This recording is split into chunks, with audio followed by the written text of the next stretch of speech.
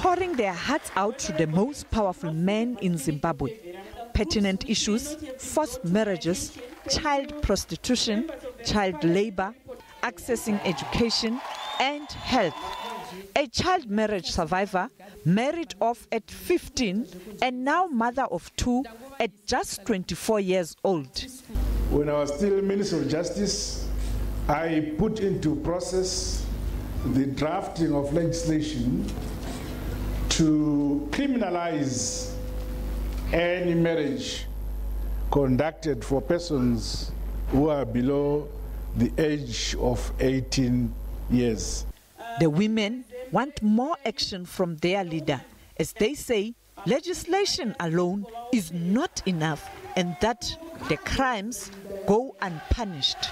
I'm informed that still it is happening that girls as young as 13 years are pledged in marriage.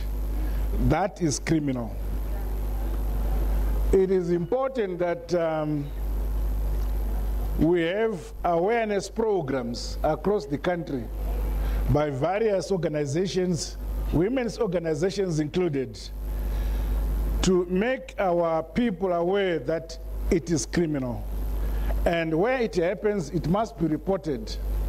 And those found on the wrong side of the law would be prosecuted. Even economic issues such as the tropical diamonds, where 15 billion was said to have gone missing, came under spotlight. There is nothing tangible. We did not benefit anything from these diamonds. So the only way we can benefit is to be given claims as women. I'm happy, women, because this mining started in 2009, dying of our livestock. Now this mining has led us into poverty. We've got nothing to sell. We used to sell our cattle in order to pay school fees, buying food. Since we are in Region 5 at Hot Springs, there is no enough, there is no good harvest. Under the old administration, we banned all those 7 or so companies which were mining diamonds, and they created one company. But we now realize that the one company has no capacity to deal with the exploitation of this mineral. So we are in the process, through the Minister of Mines, who has a mandate from us to craft a new diamond policy, which is going to present next Tuesday in Cabinet.